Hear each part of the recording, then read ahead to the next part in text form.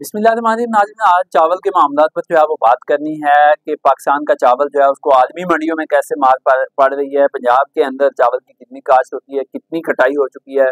कौन सी हार्वेस्टर से चावल की कटाई जो है वो करवानी चाहिए ताकि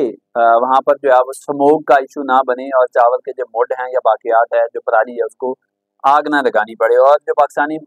ज़हरों में चावल की बाकियात का मामला था वो किस हद तक जो है वो हल कर लिया गया है, इन सब मामलात पर बात करेंगे। अगर अभी तक आपने मेरे चैनल को सब्सक्राइब नहीं किया तो सब्सक्राइब कर लें, वीडियो को लाइक कर लें। बात यह है कि सबसे पहले अगर बात कर लें कि कितने चावल पर पंजाब में कितनी ज़मीन पर जो है वो चावल की फसल काश्त होती है, तो पंजाब में 64,46,000 एकड़ पर इस बार जो है वो चावल की फसल काश्त हुई थी। लेकिन यहाँ पर मैं एक और चीज़ वाज़ेह कर दूं कि पंजाब में तकरीबन 4 करोड़ एकड़ पर काश्तकारी होती है और हमारे हमसाए में जो पंजाब है वहाँ पर उसका कुल रकबा जो है वो 1 करोड़ एकड़ है और वो भी 64 लाख एकड़ पर 64 या 67 लाख एकड़ पर चावल की काश्त करते हैं। इट मीन के वो हमसे आगे हैं चावल की काश्त में। उसके अलावा अगर बात करें कि कौन सी जो हार्वेस्टर है उससे कटाई करनी चाहिए, एग्रीकल्चर के माहिरीन क्या कहते हैं, तो वो कहते हैं कि कबूटा जो वाइडर है, जो हार्वेस्टर है और जो बेलर्स मशीन है उनसे जो है वो कटाई करवानी चाहिए। और जो कबूटा है वो उसका इस्तेमाल सबसे ज़्यादा करना चाहिए क्योंकि उसके इस्तेमाल से जो पराली है, जो बाकियात है, उसके बंडल जो बनाने में आसानी होती है और वो जो बाकियात है, जो पराली है, उसको बाद में जो है वो जानवरों के चारा के तौर पर जो है वो इस्तेमाल किया जा सकता है और उसको आग लगाने से बचा कर जो है वो जो स्मोक के मामलात हैं उनको भी कंट्रोल किया जा सकता है।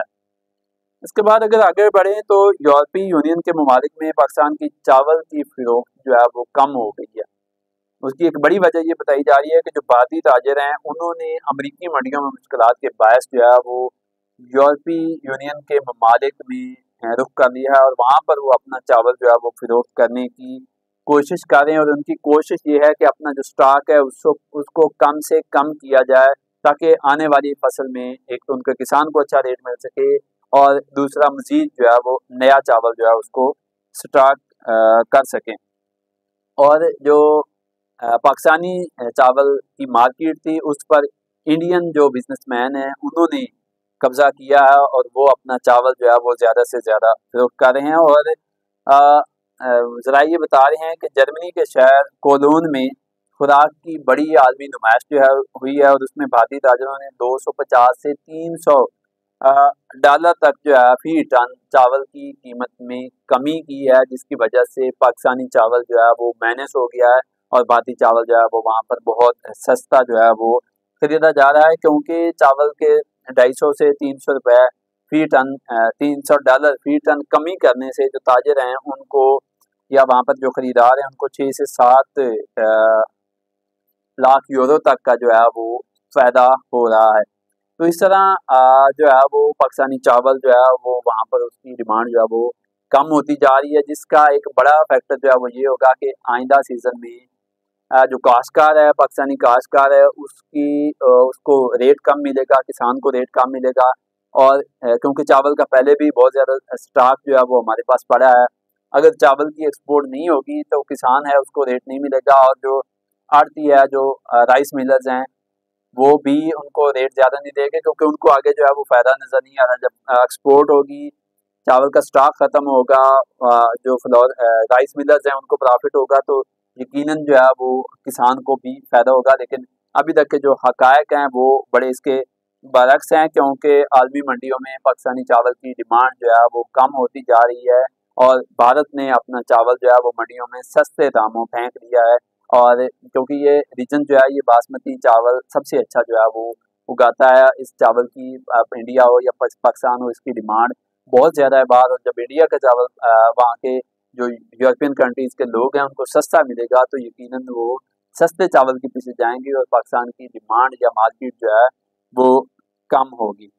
उसके अलावा एक बड़ा अहम इशू था कि पाकिस्तान की कंसाइनमेंट्स जो है वो इसलिए वापस आ गई थी यूरोपीय मंडियों से कि वहाँ पर उनमें ज़हरों की जो है वो बाक़ियात ज़्यादा थी। एक तो पाकिस्तानी जो बिजनेसमैन थे उनको नुकसान हुआ, दूसरा बाहर जो एतमाद था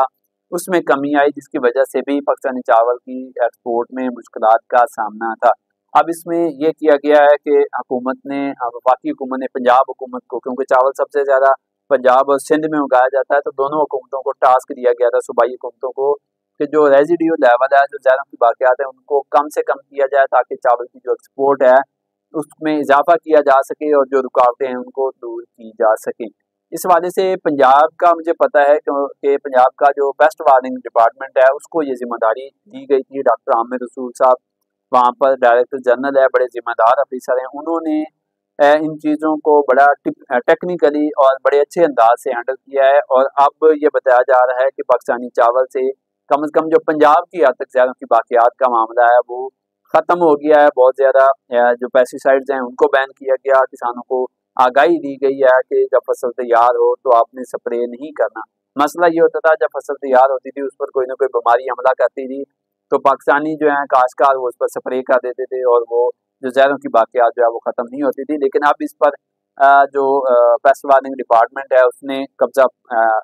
काबू जो है वो पा लिया और कम से कम पंजाब की हद तक ये मसला जो है वो हल कर लिया गया है। मुझे दीजिए इजाज़त। अल्लाह हाफ़िज़।